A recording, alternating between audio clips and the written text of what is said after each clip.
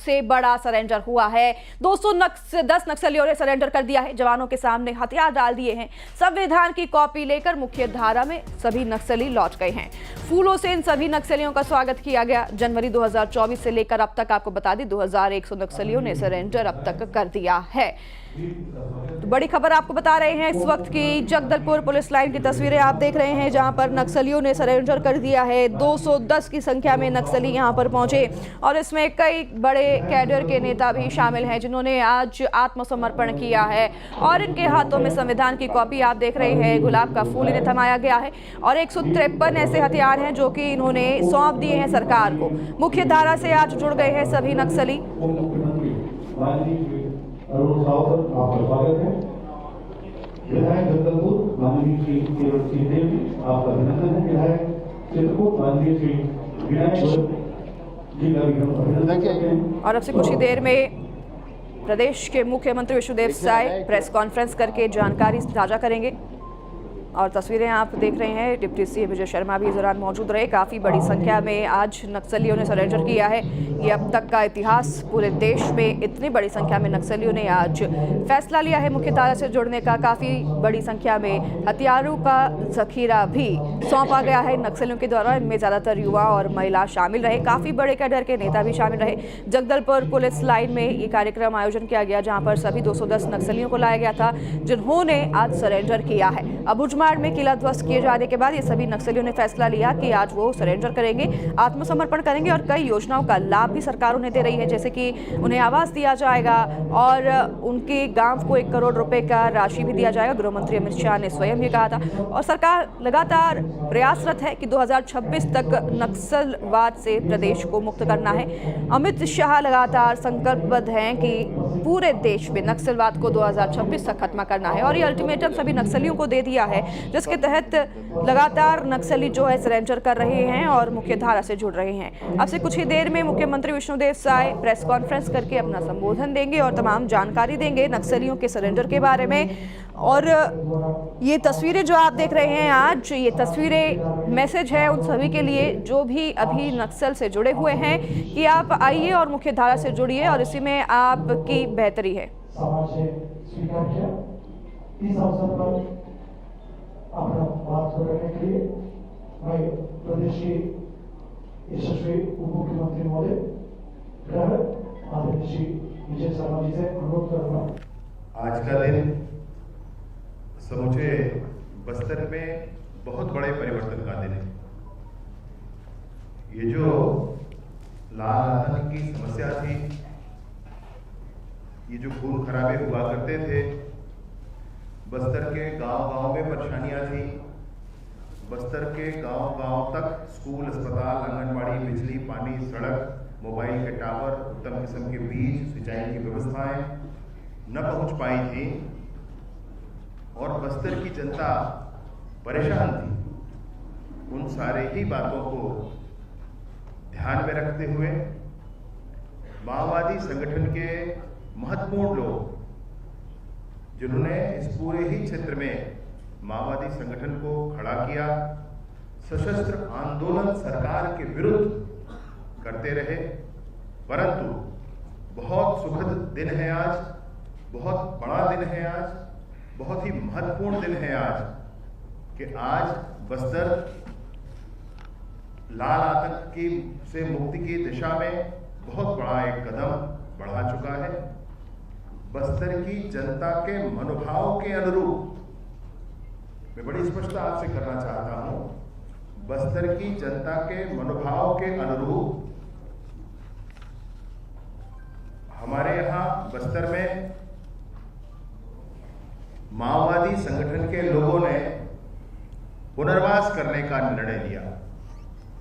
पुनर्वास से नया जीवन, इस बात के लिए आगे बढ़े हैं, नए जीवन के लिए आगे बढ़े हैं पुनर्वास के माध्यम से। संगठन की ही चिंता थी, उनके वरिष्ठ नेताओं का, माओवादी संगठन के वरिष्ठ नेताओं का ये सोचना था कि हम सरकार के से भी बड़ा कुछ, हम भी मानते हैं यही बात, माननीय मुख्यमंत्री जी का कि सरकार से भी बड़ा कोई है तो वो समाज होता है। और इसलिए माओवादी संगठन के वरिष्ठ लोगों ने ये सोचा कि हम समाज के समक्ष आज पुनर्वास करेंगे। तो आज आप सबकी उपस्थिति में, पूरी मोदी मीडिया की उपस्थिति में और बस्तर के समाज के मानबिंदु माझी, चालकी, गायता, पेरमा और शायद कुछ पुजारी भी, सभी वरिष्ठ लोगों की उपस्थिति में आज समाज ने उन लोगों का जो माओवादी संगठन के हैं थे और जिन्होंने पुनर्वास का निर्णय लिया, पुनर्वास से नवजीवन का निर्णय लिया, उनका समाज में स्वागत किया। ऐतिहासिक घटना है। मैं ऑनलाइन देखता रहा पूरा। माननीय मुख्यमंत्री जी पटना गए थे तो आने में थोड़ा विलंब हुआ और इसलिए वो सारा सब कुछ मैं उनको रिसीव करने एयरपोर्ट पर रहा, मैं देखता रहा। मैं हृदय से प्रसन्नता हुई मुझे कि आज बस्तर के समाज के प्रमुख लोगों ने भी, वो लोग जो माओवादी संगठन को छोड़ करके और पुनर्वास कर नवजीवन के लिए आगे बढ़े हैं, उनका स्वागत किया है। ये बड़ी घटना है। मैं आपको यह भी कहना चाहता हूं कि शीघ्र ही और भी बहुत से लोग जो संपर्क कर रहे हैं, जो संपर्क में हैं, जिनसे बात चल रही है, वो भी पुनर्वास करने वाले हैं। परंतु बहुत बड़ी संख्या की चिंता न करते हुए 210 लोग आज पुनर्वास किए और इन 210 लोगों में 153 हथियार जो उन्होंने कहा कि ये समाज के माध्यम से हम सरकार को, प्रशासन को, पुलिस प्रशासन को समर्पित करते हैं। आज ये बड़ी बात है, बड़ी घटना है। आप लोग तो बस्तर के पत्रकार हैं, अन्य स्थानों से आए हुए पत्रकार हैं, आप लोगों ने तो जीवन जिया है इस बात को लेकर। आप लोगों ने तो हर एक क्षण, हर एक पल की खबर रखी। आप लोगों ने तो बड़ा ही परिश्रम किया है कि पूरा क्षेत्र आगे आने वाले समय में ठीक हो जाए। बहुत विशेष ये है कि बस्तर की जनता के मनोभाव को देखते हुए, बस्तर की जनता के मनोभाव को देखते हुए केंद्रीय गृह मंत्री जी ने ये कहा था 31 मार्च 2026 तक सशस्त्र नक्सलिज्म समाप्त होगा। आज इस बड़े ही घटना के बाद मैं ये बिल्कुल मानता हूं कि आपके मन में भी विश्वास जरूर हो गया होगा कि नियत समय में ये पूरा काम पूर्ण कर लिया जाएगा। देश के प्रधानमंत्री जी ने भी ऐसा आह्वान प्रारंभ में ही किया था और जैसे ही नई सरकार बनी थी, माननीय विष्णुदेव साय जी ने, हमारे मुखिया, छत्तीसगढ़ के नेता, माननीय मुख्यमंत्री जी ने बहुत ही गंभीरता से इस विषय की चिंता करते हुए हम सबका मार्गदर्शन किया और पूरी टीम ने बहुत मेहनत से काम किया है। आज सबसे विशेष बात यह है कि हथियार भी वापस हुए हैं, लोगों ने भी घर वापसी की है, वो पुनर्वास किया है, नवजीवन का प्रारंभ किया है और सब कुछ शांतिपूर्ण ढंग से हुआ है। इस बीच में पुनर्वास नीति के संदर्भ में सारी ही बातें उनको समझाई और बताई जा रही हैं। पुनर्वास नीति में बड़े ही महत्वपूर्ण विषय हैं। वह भी मतलब इतनी मानवता का विषय उसमें है कि मातृत्व सुख के लिए, पितृ सुख के लिए भी अगर कोई वंचित है और उनको मेडिकली कुछ ट्रीटमेंट की, असिस्टेंस की ज़रूरत है तो वह भी किया जाएगा। यहाँ तक के भी उनके पुनर्वास के लिए प्रधानमंत्री आवास और आदि अनेक चीज़ें हैं, वो सारी चीज़ें पुनर्वास की नीति में स्पष्ट हैं। उन सब पर लेकर के काम किया जा रहा है। मैं विशेष रूप से आपको ये बताना चाहता हूँ कि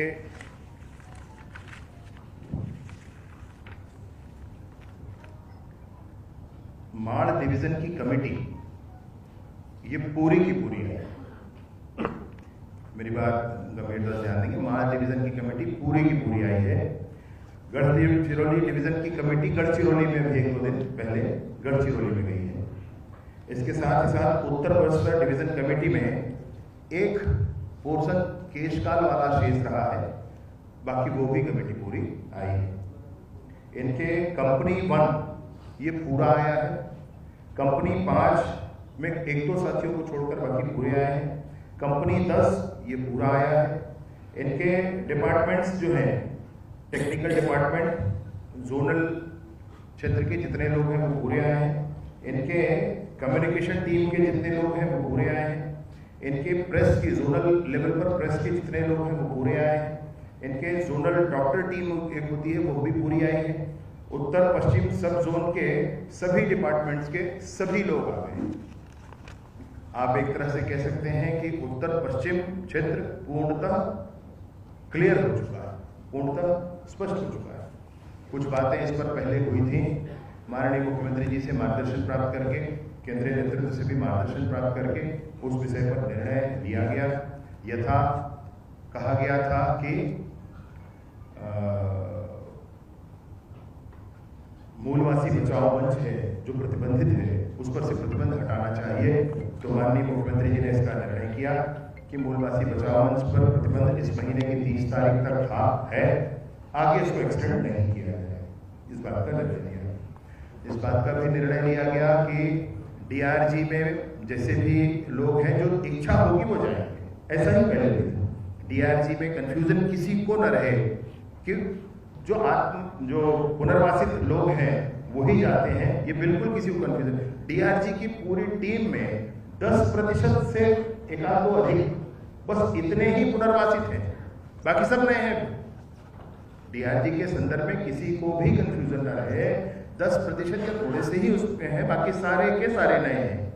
इसमें भी बहुत स्पष्टता कर दी गई कि जो आना चाहेगा वही आएगा, कोई कंपल्सन वाली बात पहले भी नहीं थी और अब भी नहीं, ये बहुत स्पष्ट है। इन्होंने यह भी कहा था कि हमारे लोग जो जेलों में बंद हैं उनको हम वापस लाना चाहेंगे, तो हमने भी बड़ी स्पष्टता से इस बार, इसके पहले भी केंद्रीय नेतृत्व का भी निर्णय था, माननीय मुख्यमंत्री जी का भी निर्देश था, निर्णय था इस विषय पर कि हमको जो करना चाहिए, जो जेलों में बंद हैं उन लोगों में से जो भी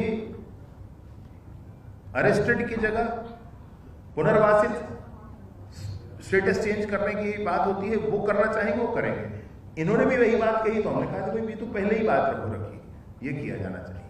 और इस तरह से माननीय विष्णुदेव साय जी की संवेदनशील सरकार ने चर्चा भी की, बातचीत भी की, लेकिन बहुत स्पष्टता से कोई टीम वो नहीं जो अचानक उभर कर सामने आ जाए। हमने पहले ही कहा था कि माओवादी चाहे तो चर्चा करें, तो माओवादियों ने कुछ ऐसी बातें कही जिसके लिए सरकार स्वयं ही क्रियाशील है पहले से ही, तो उन बातों के लिए जब संदेश आया तो कहा गया कि ठीक है ये किया ही जा सकता है, कोई बात नहीं। और इस तरीके से सुनकर समझकर जो पहले ही सरकार कर रही थी उन बातों को आगे बढ़ाकर ये कहा गया कि आप आ जाएं, बिल्कुल अनुकूलता है सारी चीजों में। तो 210 लोगों ने, इसमें टॉप कैडर से लेकर के नीचे तक बहुत बड़ी संख्या में लोग हैं, 153, मतलब AK-47 19 है। आपको ये डिटेल मिला होगा, मैं एक बार आपको डिटेल बता भी देता हूँ कि पूरे चित्रों को मिलाकर AK-47 19 है, इंसास 23 है, इंसास LMG राइफल 1 है, 303 17, SLR 17 है, 303 36 है, और आदि आदि बहुत सारी चीज़ें हैं इसमें। बाकी और टेक्निकल आईजी साहब बताएंगे और बाकी वरिष्ठ अधिकारी बताएंगे।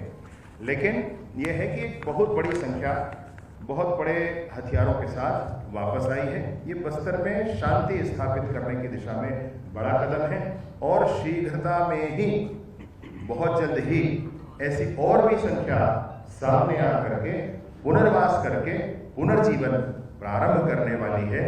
मैं हृदय से शुभकामनाएं देता हूं सभी को जो पुनर्वासित हुए हैं, नए जीवन के लिए आगे बढ़े हैं। माननीय मुख्यमंत्री जी ने सबको आशीर्वाद दिया है, सबकी शुभचिंता की है, निर्देश दिया है शासन प्रशासन को बहुत स्पष्टता से कि एक एक व्यक्ति की चिंता की जाए, ऐसे माननीय मुख्यमंत्री जी ने किया है।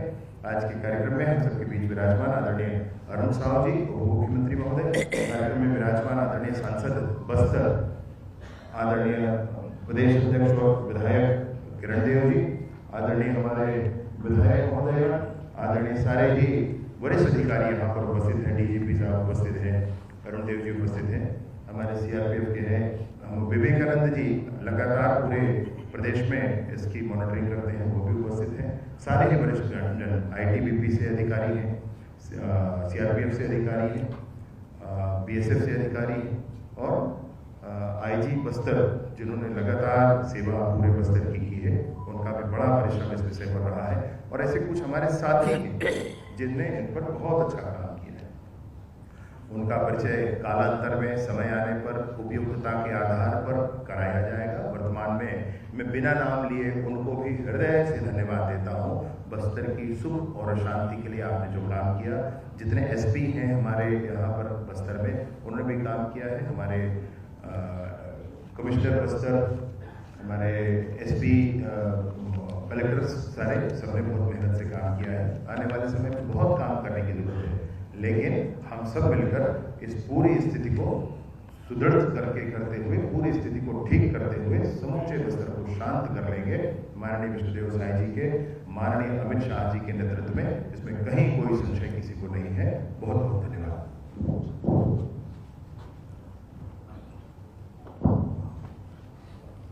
धन्यवाद आदरणीय उप मुख्यमंत्री महोदय।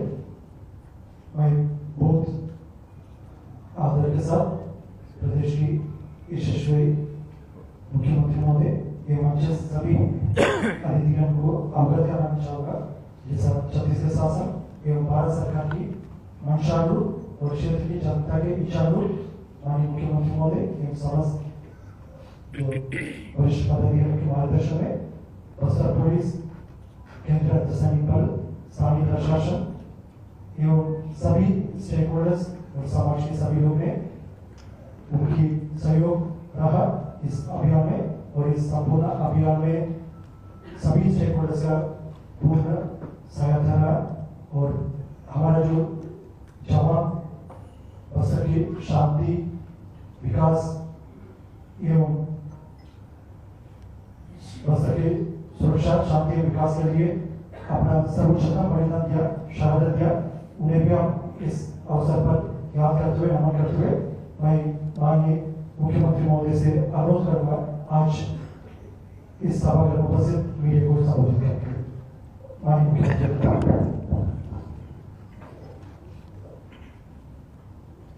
आज के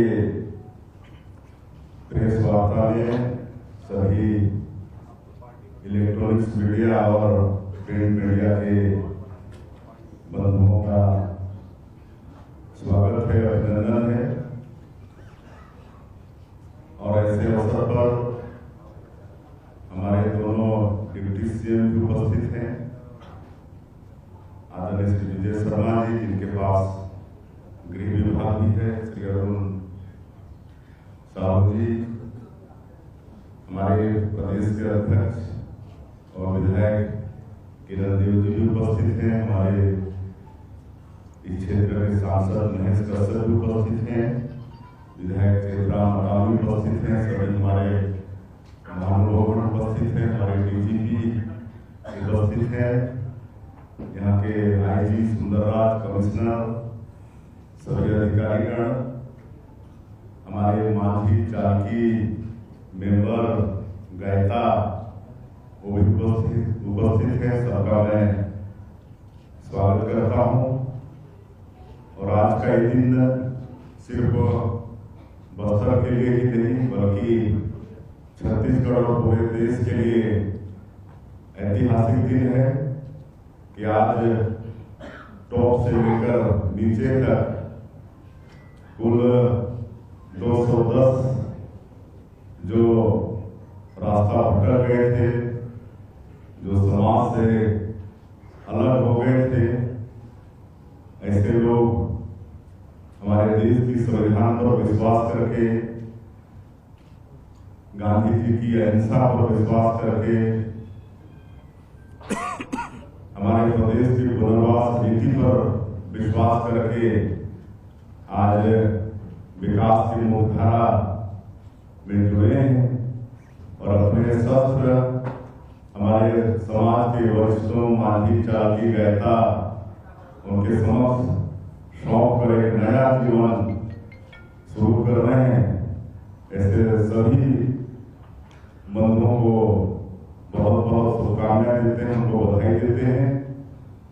उनसे हम लोग सभी लोग मिलकर भी आए हैं और बड़ा दुख होता था कि इस नक्सलवाद के कारण मरने वाले भी अपने लोग होते थे, मारने वाले लोग भी अपने होते थे। और इसीलिए हम सब लोगों ने प्रारंभ में ही ये निर्णय लिया, हमारे देश के यशस्वी प्रधानमंत्री जी से प्रेरणा लेके, देश के यशस्वी गृह मंत्री जी, हमारे प्रदेश के गृह मंत्री जी, हम लोग इसका समाधान होना चाहिए। और जब ये पता चला शुरुआत में पहले की बैठक में कि ज्यादा नक्सलवाद छत्तीसगढ़ में ही बचा, उस समय 77% नक्सलवाद छत्तीसगढ़ में बचा था, बाकी 23% छत्तीसगढ़ से लगे हुए अन्य प्रदेशों में था। उसी समय से हम लोगों ने निर्णय लिया कि इसका समाधान होना चाहिए और हमारे गृह मंत्री जी कई प्रदेशों में गए, वहाँ की जो पुनर्वास नीति थी उसका अध्ययन किए और एक अच्छा से अच्छा पुनर्वास नीति हम लोग बनाए और आह्वान भी किए हमारे भाइयों से, भटके हुए भाइयों से कि आप लोग हिंसा का रास्ता छोड़िए, हिंसा से कोई किसी का भला होने वाला नहीं है, संवाद करिए और विकास की मुख्यधारा से जुड़िए। शुरू से ही आह्वान था और लगातार हमारी पुनर्वास नीति और आह्वान इस पर विचार करते हुए आत्मसमर्पण हमारे भटके हुए भाई लोग कर रहे थे। लेकिन आज का दिन ऐतिहासिक है क्योंकि आज एक साथ शायद नक्सलवाद के क्षेत्र में कभी ऐसा नहीं हुआ होगा कि इतने लोग एक साथ विकास की मुख्यधारा से जुड़ रहे होंगे। और नई पुनर्वास नीति हमारे गृह मंत्री जी बताएं कि बहुत उसमें अच्छा है, जो भी विकास की मुख्यधारा से जुड़ रहे हैं उनको हम लोग आर्थिक मदद भी 3 साल तक करने वाले हैं। शहरी क्षेत्र में 4 डिसमिल से लेकर ग्रामीण क्षेत्र में 1 हेक्टेयर तक खेती के लिए जमीन भी नई पुनर्वास नीति में व्यवस्था है, उनका स्किलिंग भी करा रहे हैं। स्किलिंग करा के उनको रोजगार से जोड़ने का भी नई पुनर्वास नीति में व्यवस्था है। साथ ही जो प्रदेश की जो नई उद्योग नीति लाए उसमें विशेषकर हमारे ऐसे जो भटके हुए लोग जो विकास की मुख्यधारा से जुड़ते हैं उनके लिए भी विशेष प्रावधान है। उनको सस्ते दाम में उद्योग के लिए जमीन मुहैया कराने से और भी कई तरह के प्रोत्साहन प्रावधान नई उद्योग नीति में भी है। इनके लिए अलग से हम लोग माननीय प्रधानमंत्री जी से, गृह मंत्री जी से निवेदन करके इनको रहने के लिए मकान उपलब्ध कराने की दृष्टि से 15,000 प्रधानमंत्री आवास योजना भी स्वीकृत कराए हैं। इसमें कई हजार का निर्माण काम चल भी रहा है प्रधानमंत्री आवास के तहत में। तो ये सब नई पुनर्वास नीति में है और ये सब से प्रभावित होके आज इतनी बड़ी संख्या में हमारे भाई बहन लोग विकास की मुख्यधारा से जुड़े हैं और उनको संविधान का बुक भी दिए हैं और आज उनसे मिलकर भी आए हैं और उनसे हम लोगों ने ये कहा है कि अब ये जो बस्तर का क्षेत्र जो नक्सलवाद के कारण विकास की दृष्टि से अछूता था, पिछड़ा हुआ था, लेकिन अब लगातार विकास भी हो रहे हैं। नियत निलाना योजना के माध्यम से सरकार की योजनाओं को हम लोग वहां तक पहुंचाने में सफल भी हो रहे हैं। सड़कें भी बन रही हैं, बिजली भी पहुंच रही है, पानी भी पहुंच रहा है, राशन कार्ड भी बन रहा है, राशन भी पहुंच रहा है। तो इस सब बात उनको गले उतर रहा है, उनको समझ में आ रहा है और आगे वो लोग बस्तर के विकास के लिए वचनबद्ध हैं। तो आज का ये दिन बड़ा ऐतिहासिक दिन है। मैं फिर से एक बार जो 210 हमारे भाई जो अपने बीच के हैं, जो रास्ता भटक गए थे, आज विकास की मुख्यधारा से जुड़ रहे हैं उनको बहुत बहुत बधाई शुभकामना देते हैं और सरकार उनके उज्जवल भविष्य के लिए उनका जीवन आगे ठीक से चले इसके लिए जो भी प्रयत्न होगा वो सरकार करेगी।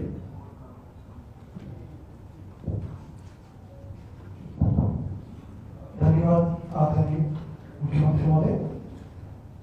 आज इस कार्यक्रम में उपस्थित होने के लिए प्रदेश के यशस्वी मुख्यमंत्री महोदय, प्रदेश के उप मुख्यमंत्री महोदय श्री अरुण साहू जी, प्रदेश के उप मुख्यमंत्री महोदय श्री विजय शर्मा जी और क्षेत्र के विधायक श्री किरण जी, क्षेत्र के सांसद श्री महेश कश्यप जी, क्षेत्र के सामान्य विधायक, जनप्रतिनिधिगण, प्रदेश के पुलिस महानिदेशक महोदय, अतिरिक्त पुलिस महानिदेशक सीआरपीएफ, अतिरिक्त पुलिस महानिदेशक बीएसएफ, अतिरिक्त पुलिस महानिदेशक एंटी ड्रग्स ऑपरेशंस एवं उपस्थित मंचस्थ सभी वरिष्ठ अधिकारीगण और समाज की हमारे साथीगण और जो मेरा साथी पुलिस अधिकारीगण और टीम बस्तर के सभी सदस्य, उन सबकी ओर से मैं माननीय महोदय को अवगत करना चाहूँगा। आज की ये निर्णायक और महत्वपूर्ण घटनाक्रम सरकार की मार्गदर्शन में बस्तर पुलिस, छत्तीसगढ़ पुलिस, सुरक्षा, समाज सुरक्षा बल, केंद्रीय सैनिक बल, स्थानीय प्रशासन और जागरूक समाज की निरंतर एवं ईमानदार प्रयास का प्रतिफल है। शांति, संवाद और विकास पर केंद्रित प्रयासों ने अनेक कैडर को सामाजिक किरदार में शामिल होने के लिए प्रेरित किया। इन सभी कैडर को आज समाज में रीइंटीग्रेशन यानी पुनर्मार्गम, पुनर्वासन, पुनर्जीवन की पहल के तहत उनका सामने शासन ने, समाज ने उनका स्वीकार किया। आज इस कार्यक्रम में उपस्थित होने के लिए और आज इस प्रेस ब्रीफिंग में उपस्थित होने के लिए आप सब लोगों को मैं बहुत बहुत धन्यवाद एवं आभार व्यक्त करना चाहूँगा। विशेष तौर पर हमारा जो मीडिया के साथी है, विगत 2-3 दिन से आप सब लोग का एंग्जाइटी थे, क्यूरियोसिटी थे, जो जानकारी के लिए अभियान की गोपनीयता के कारण से कुछ चीज जानकारी दिया गया, कुछ चीज जानकारी गोपनीयता किया गया। इसके बावजूद आप सब लोग ने काफी सकारात्मक सहयोग दिया, समय के सही इंतजार किया और आप सब इलेक्ट्रॉनिक, प्रिंट मीडिया और सोशल मीडिया के सभी हमारे साथियों को भी विशेष रूप से बहुत बहुत आभार और धन्यवाद। मैं सभी हमारे मीडिया के साथी हैं, उनसे ये भी सूचना देना चाहूँगा, इस ब्रीफिंग के पश्चात जो हमारे परिसर में आप सब लोग का मध्याह्न भोजन का व्यवस्था है, आप सब लोग मध्याह्न भोजन करके इधर से प्रस्थान करें। मैं आज माननीय मुख्यमंत्री महोदय की अनुमति से इस ब्रीफिंग का समाप्ति का घोषणा करता हूं। धन्यवाद।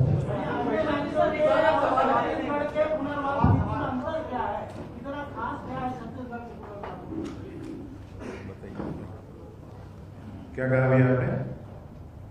अन्य राज्यों के मुकाबले में छत्तीसगढ़ की जो पुनर्वास नीति है उसका अंतर क्या है? पुनर्वास की नीतियां सब जगह अच्छी हैं, परंतु अन्य किसी राज्य में नक्सल पीड़ित और नक्सल माने जो पुनर्वासित हैं उनके लिए प्रधानमंत्री आवास का प्रावधान नहीं है। उनके लिए ऐसे मातृत्व सुख के लिए जो प्रावधान हमने किए वो नहीं है। इनाम की राशि, खैर ये इनाम की राशि बड़ी बात नहीं है इसलिए मैं इसका उल्लेख नहीं कर रहा, परंतु यह भी अधिक है। ऐसे अनेक चीजें हैं।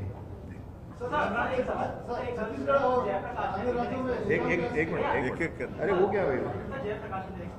सर ये जो अभी सरेंडर हुए हैं रुपेश और इन्होंने टोटल कितने कंडीशंस रखे थे, कितने कंडीशंस हमने माने हैं? देखिए, सरेंडर का कोई विषय नहीं है। माननीय मुख्यमंत्री जी ने इस बात पर बड़ी स्पष्टता की, हमारे अपने लोग हैं, पुनर्वास किए हैं, नया जीवन प्रारंभ कर रहे हैं। मैं आपसे भी निवेदन करता हूं कि ऐसे शब्द जिसका कोई अस्तित्व ही इस पूरी प्रक्रिया में नहीं है उसका उपयोग भी हमको नहीं करना चाहिए। पुनर्वास किया है, सुनिए मेरी बात, मैंने पुनर्वास किया है, वो नवा जीवन शुरू कर रहे हैं। कंडीशन बिल्कुल नहीं है, कंडीशन वाली बात नहीं है। सूचना कहीं से आई थी कि ऐसा सोचते हैं कि मैंने दो तीन चीजें बताई आपको। मूलवासी बचाओ मंच ने, मैंने माननीय मुख्यमंत्री से निवेदन किया, उन्होंने अनुमति दी कि ठीक है भाई, मूलवासी बचाओ मंच इस बार आखिरी इस अक्टूबर में है, वो नहीं करेंगे। एक छोटा सा मामला, लेट मी फिनिश। एक दूसरी जो बातें थी वो भी स्पष्टता के साथ मैंने बताई। यथा जो जेल में बंद हैं, अगर वो ये कहते हैं कि हम अब ये छोड़ते हैं, अगर ये कह हम तो सरकार के नाते यह कोशिश चल ही रही थी, तो ये उनका भी कोशिश है, तो ठीक है, इसमें कोई बात नहीं। ऐसी ही बातें हैं जो लोकहित के विषय थे, सरकार तो कर ही रही है, ये उनके विषय है, पता चला तो कहा कि आप साथ आओ भैया, डेमोक्रेटिक इलेक्ट्रल डेमोक्रेसी में भाग लो, ऐसा कहा। सर, आप लोगों के पूरे प्रयास की वजह से आज नक्सल अपने शासन की ओर जा रहा है और मुख्य धारा में जो भारी मात्रा में जुड़े पूरी देश दुनिया देख रही है। सर, लेकिन एक बड़ा सवाल ये है कि अभी विधानसभा में बैठे हुए कुछ ऐसे लोग जिनकी वजह से लोगों के बीच में जो ये भरोसा टूटा नजर आ रहा है, क्योंकि आप लोग इतना भरसक प्रयास कर रहे हैं। अभी केंद्र की टीम ने जो है एक नगरनाथ थाने की ऐसे रिश्वत देने वाला मामला जो है सामने लाया था, उसके बाद अभी तक उसमें कोई कार्रवाई नहीं हुई है सर, क्योंकि जहाँ गरीब दुखिया क्या विषय है, आप क्या कह रहे हैं, बाद में बात कर लेंगे इसमें। रुपेश का कहना ये है कि हमने 7 बातें सरकार के सामने रखी थी, जिसमें 3 बातें मानी गई, 4 बातें। उनका इंटरव्यू मैंने देखा है चैनल पर, तो आपसे मैं वही कह रहा हूँ, सरकार जिस दिशा में पहले ही प्रयास कर रही है, वही बात उनकी सुनाई में आई हमको कि यही बात करना चाहते हैं। मुख्यमंत्री जी ने कहा कि ठीक, वो तो हम कर ही रहे हैं, तो कोई हाँ कहा कोई नहीं कहा वाला विषय नहीं है। बात ये थी कि आप भी वही कर रहे हैं और हम भी वही कर रहे हैं, दोनों मिलकर नहीं कर रहे हैं, अब दोनों मिलकर करेंगे। जैसे महाराष्ट्र में जो वहाँ पर लोगों को इंडस्ट्री में जॉब देने की सोचा है, तो उस तरीके के यहाँ भैया हमारी उद्योग नीति में माननीय मुख्यमंत्री जी ने पहले ही स्पष्ट किया कि वो उद्योग जो इनको साथ लेंगे, नक्सल पीड़ितों को भी और पुनर्वासितों को साथ लेंगे, उनको अनुदान सरकार देगी पहले ही है। और ये उस नीति का चलिए धन्यवाद साथियों, आप सबको हमारे समीकरण प्रोग्राम करते हुए आज की कार्यक्रम समाप्त की जाती है। बहुत बहुत धन्यवाद माननीय मोदी के और हमारे साथियों।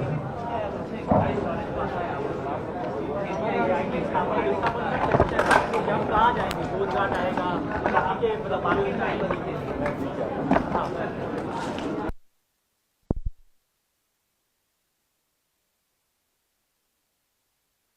तस्वीर आपको दिखा रहे हैं और नक्सलियों का जो है स्वागत हुआ है। एक साथ नक्सलियों ने सरेंडर किया है और ये बहुत बड़ी उपलब्धि है। जगदलपुर में नक्सलियों का सबसे बड़ा सरेंडर अब तक का 210 नक्सलियों ने सरेंडर किया है। जवानों के सामने हथियार डाल दिए हैं, संविधान की कॉपी लेकर मुख्यधारा में लौटे हैं। फूलों से नक्सलियों का स्वागत हुआ है। कुछ तस्वीरें आपकी टेलीविजन स्क्रीन पर है। ये 5 तस्वीर आप देखिए। जनवरी 2024 से अब तक 2100 नक्सलियों का सरेंडर देखने को मिला है, यानी कि इस साल के अंत तक ही जो है 2000 से ज्यादा नक्सलियों ने अब तक सरेंडर कर दिया है, जो कि बहुत बड़ी उपलब्धि है। शाह का संकल्प सरेंडर ही विकल्प, और उसको ध्यान में रखते हुए अब नक्सली जो हैं एक तरह से अब सामने आ रहे हैं, मुख्यधारा से जुड़ रहे हैं। तस्वीर आपके टेलीविजन स्क्रीन पर, जहां बस से नक्सली पहुंचे। 210 नक्सलियों ने सरेंडर किया है। हाथ में संविधान है उनके, हथियार का जखीरा सौंप दिया है। और ये 5वीं तस्वीर, फूलों से नक्सलियों का स्वागत जो है किया गया। ये मुख्यधारा में जुड़ रहे हैं।